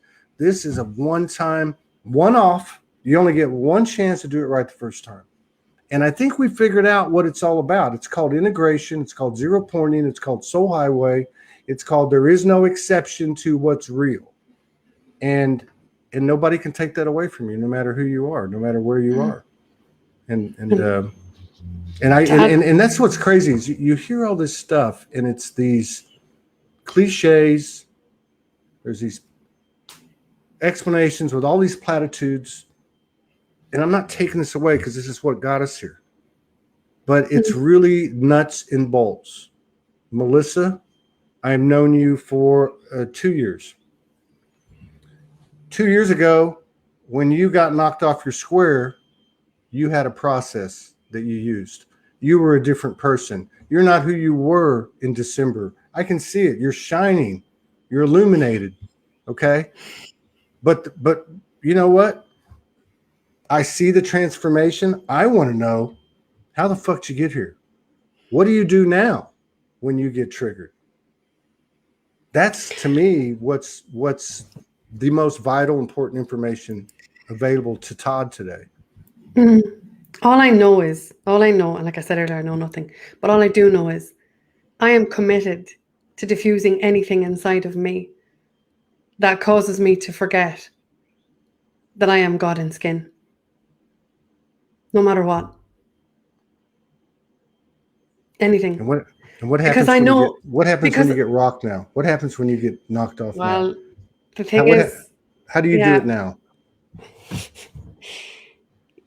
See, what I wasn't expecting was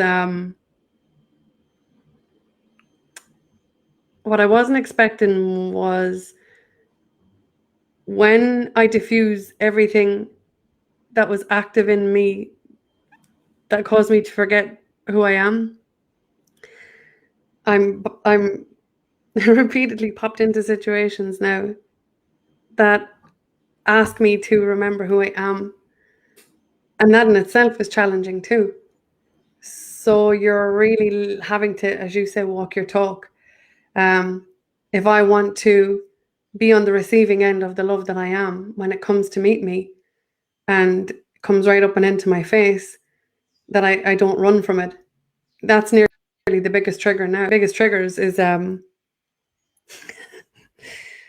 that you've met you on this level, because you won't I point blank will not, I'm telling you now, I don't care how it even sounds, I will not compromise who the fuck I am, because I burned everything, and I mean everything, to the goddamn ground to get to this point.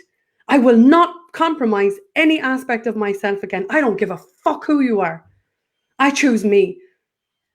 And what it took to get here, I swear to God, you have no idea. You have no idea. I barely survived it. So now that I'm at this point, I have this essence of fearlessness now, and I'm like, I want to experience being on the receiving end of the love that I am, and that is terrifying. But I'm still going to go there because I deserve it. See, that's what I thought you were going to say, and I think you did actually, when you were talking about that person that you had, I guess, a relationship with for an extended period of time. What you were talking about, what he said, remember? Okay. Yeah. So here's the thing, and again, I found to turn everything onto myself. And so if in a situation, and we've all can relate to this, I know we can relate to this when we are the giver. So here I am, and I'm going to give you my love, which is what you did with this person, right? And remember, it's all going to come back to me, but I got to look at it first. Now I'm with this person, and we've also noticed this too. You go into somebody's environment, you're very high frequency and illuminated, and people start projecting on you. It's not like anything you can put your finger on. It's just energy, right? So the same thing happens like in what you're talking about with this relationship. And I thought you were going to say something different. I think it's actually the same thing. But so he acknowledged your love. He acknowledged it. The problem was, if you can call it that, he didn't know. It was easier for him to push back in friction and conflict and energy like that than it was to try to figure out how to match it, right? How to be it. I mean, you're his mirror, and vice versa. And just vice versa.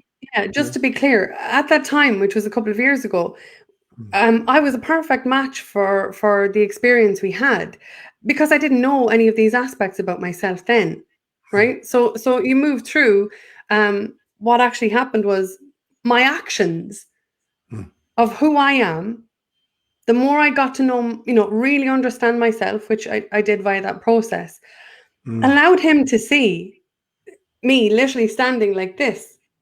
So I know now I am not the same person as I was then. Exactly. I know that he came into my world in that particular timeline, actually to get me to a point where I commanded something so immense into my existence that would stop this cycle of absolute bollocksology that I had been engulfed in my entire life, which was zero pointing. So you're talking a couple of years ago, right?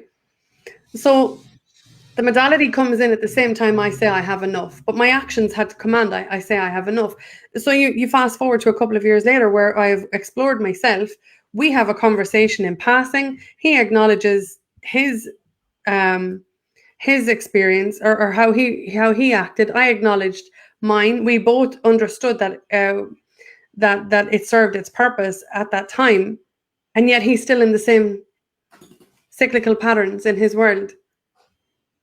And that's okay. I'm not, and that's okay. Yeah. My point is the actions. It's the actions. I know, my God, you saw say absolute bollocksology. Go ahead. All I was going to say was that it's what you do with what you understand about yourself. What do you do? And what I did was I just became more and more and more of me. Me minus the filters, me minus the magnet to that chapter. Yeah. Which means I yeah, can completely be neutral. I can just be neutral in the scenario now and just have a conversation with my friend. And there's nothing, right, nothing right. except love. Love for the role he played and the role I played. There's more respect, honor, Yes. directness, honesty. I mean, like breeds like. It doesn't just beget like in terms of attraction. It actually creates it, right? Yeah. And then the other thing too, I think that's happening is we're not. Years ago, Morgan told me if we got out of alignment, she'd say, "It's sometimes it's you, sometimes it's me, sometimes it's just the energy." Now, this isn't an excuse. This is a reality, and what I'm seeing is we have this process where either through a download from the sun or probably the more effective one is like a situation like you're talking about with this individual and your evolution with this person and the revelations and epiphanies and expansion that come with it, right? So you have this information comes in and you make a stand, let's so to speak. That's part of the characteristics of your expanded awareness. You're embodying this, you're actualizing it, and your whole fucking world changes. Mm. And with that comes these new, you can call it new lenses, and you're seeing things you didn't see before, which is actually flow, which we don't even know how to relate to because it's been conflict, And so there's an adjustment there that creates some, the opposite of equilibrium. Some imbalance or whatever you want. And I think we're starting to understand that it's okay to feel what we're feeling, which is exactly what you were talking about at the very beginning. Yeah. Okay. So in the very beginning, you're talking about feeling it. All right. Well, the feeling it part of it is all about me. And there is, because it's stored in the body, and it is real time. There's a huge potential and opportunity there to find something out or to gain or to go into further alignment.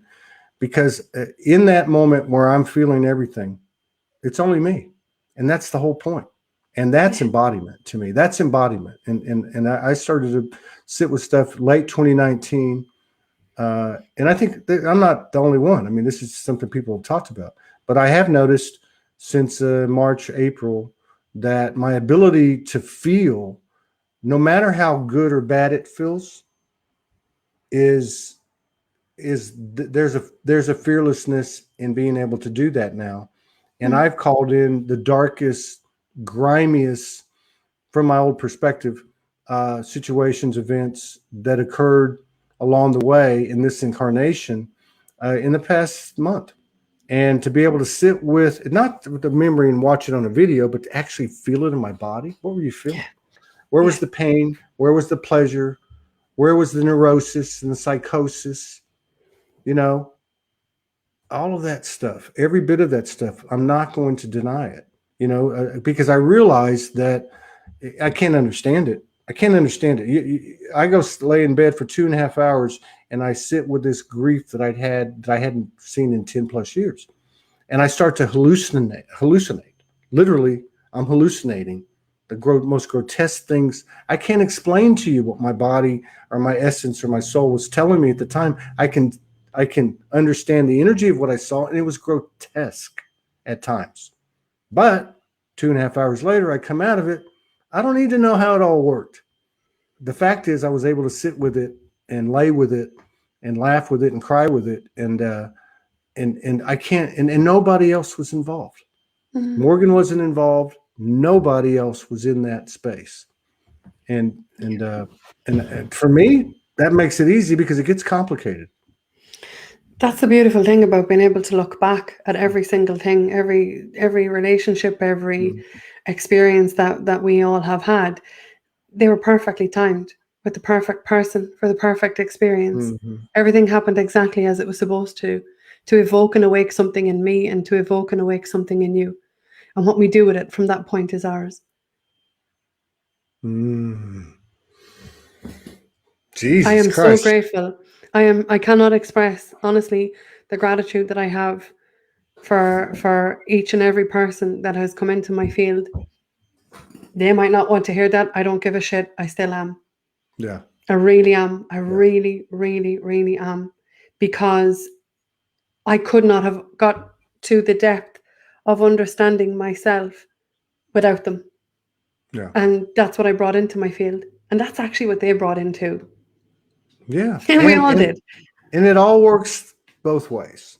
It's worked This out is why, perfectly. It's yeah, perfect. this is what, yeah, I mean, this is why I talk about in the last few months, because I'm trying to apply it, is there still a charge with my mother? Do I still see so-and-so as this or that? Because I know, and I don't understand it, but I know as long as I think she's a bitch or he's that,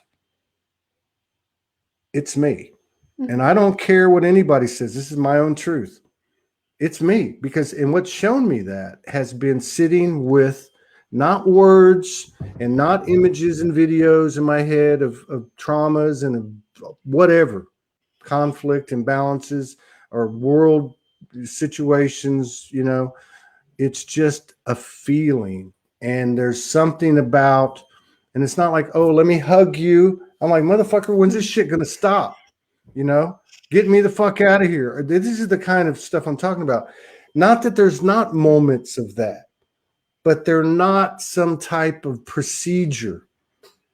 It's sitting there going, Jesus Christ, 10 years ago, I was feeling this level of grief and it's come back. What the hell is that? We think we're so smart. We expand. Oh, I'm done with that. But I learned something. I learned this was beyond learning in late 2019 to sit with my emotion of anger or sadness, or whatever the case was. This was something deeper, man. This was like cellular. This was like atomic within my body. Every single atom in my body was constructed or deconstructed by my separation from this seminal moment in my life. Because that feeling lasted for me for 2 years. I went back there. I spent 2.5 hours. I went through some weird stuff. You would have thought I was on psychedelics. I did. You know, I would have thought twice, right? But there's something about it. That's me. That was me. That is me. And now I can look at the people that were involved, even though I was working on them then, and it's a different light. Do I have work to do? Absolutely. Absolutely. Yeah. The love I have for these, the people in my history allows me the peace in my present. Yeah. And for that, there's no words for. Yeah. None. And from doing the 0 point, and if to answer a question you asked ages ago, but it was what happens if you get triggered now. I understand which version of me shows up. Like I had teenage version of me kicking the shit out of a football from one end of my garden to the next because I was being met with the love that I am, and I was resisting and wanting the situation to just piss off, and I was able to acknowledge, oh, that's teenage Melissa. What does she need? But she needs to know that, you know, I got this and that we're safe, and I'm not going to make a shite of everything like the teenage version had processed that I had. And that right now everything is okay. It's really cool. It's really cool. That's right. That's right. Yeah, that's right. And then the thing you said about this example that you gave, and you could say about any example, everything's changing. Every single thing is changing. And obviously, no matter what you think, everything's expanding. It doesn't have a choice. An example would be more people transitioning because maybe they're just not able to do it or whatever the case is. But my point is, we're not so, smart that I've expanded, therefore I leave these things behind. Because there's a part of us, and this is the real part of it, the ego says we're smart. And this is what we're talking about at the beginning. And the soul can say now, yeah, we are smart. We're courageous, that's for sure. Don't get too full of yourself. Yeah. My whole point is the expansions are probably our greatest probability because it's to a point inevitable. But the expansions are our greatest probability of another level of separation. Okay. From our human and certainly from other mirrors. So all I'm trying to say is everybody's getting something out of it. And even if we can't see it, everybody's getting something out of it. But what happens with those we interact with, it's none of my business. Yeah.